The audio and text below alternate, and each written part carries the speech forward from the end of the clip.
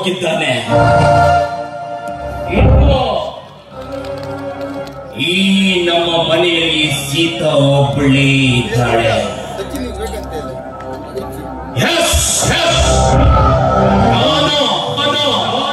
ನಾನು ಆಸೆ ಪಟ್ಟಂತಹ ಕೆಲಸ ಇಂದು ಸಾಧಿಸಲೇಬೇಕು. ಸೀತಾ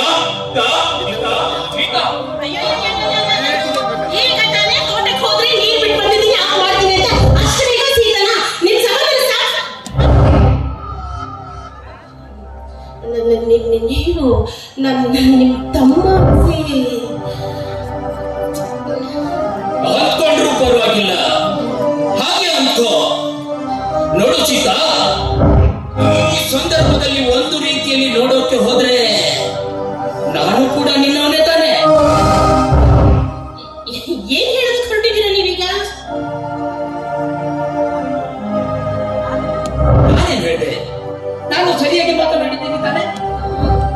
ನೋಡು ಸೀತಾ, ನನ್ನ ಮಾತಿನ ಅರ್ಥ ಏನಪ್ಪಾ ಅಂದ್ರೆ, ಎಷ್ಟೆಂದರೂ ಇದು ನಮ್ಮೆಲ್ಲರ ಮನೆ, ಇದು ಯಾವತ್ತಿದ್ರೂ ಕೂಡು ಕುಟುಂಬ. ಹೀಗಿರ್ಬೇಕಾದ್ರೆ ಈ ಮನೆಯಲ್ಲಿ ನೀನು, ನಿನ್ನ ಗಂಡ, ನಿನ್ನ ಮಕ್ಕಳು ಹೇಗೋ ಹಾಗೆ ನಾನು ಮತ್ತೆ ನನ್ನ ಮಗನು ಕೂಡ ಈ ಮನೆಯವರೇ ತಾನೆ. ನಾನು ಆ ಅರ್ಥದಲ್ಲಿ ಹೇಳಿದೆ ಹೊರತು ಅದಕ್ಕೆ ನೀನು ಬೇರೆ ಅರ್ಥ ಕಲ್ಪಿಸುವುದು ತರವಲ್ಲ ಸೀತಾ. ನೀವು ಕೂತಿರಿ, ನಾನು ಹೋಗಿ ಚಹಾ ತಗೊಂಡು ಬರ್ತೀನಿ.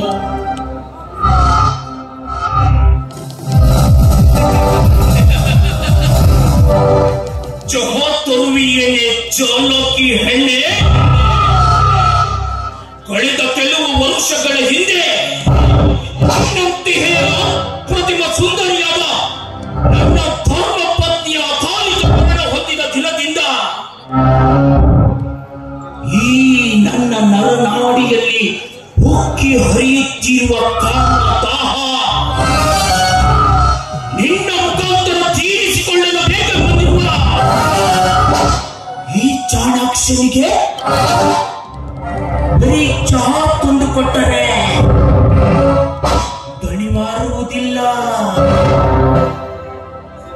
ಸೀತಾ,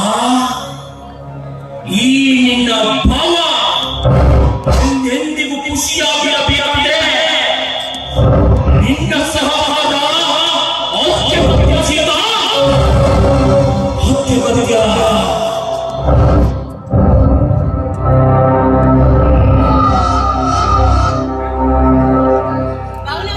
ತೆಗೆದುಕೊಳ್ಳಿ ಚಹಾ.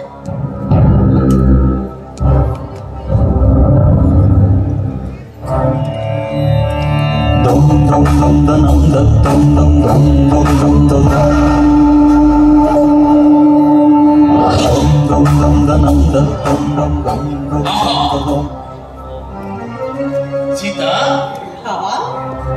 ನೀನು ಈ ನಿನ್ನ ಭಾವನ ಮೇಲಿರುವ ಪ್ರೀತಿಯಿಂದ ನಿನ್ನ ಕೈಯಾರೆ ಅಮೃತದಷ್ಟು ರುಚಿಯಾದ ಚಹಾ ಏನೋ ತಂದುಕೊಟ್ಟೆ. ಆದ್ರೆ ಇದೇ ಪ್ರೀತಿಯಿಂದ ಈ ನಿನ್ನ ಭಾವನ ತೋಳ್ತೆಕ್ಕಿಲೆ ಬಂದು ನಲಿದಾಡಿದರೆ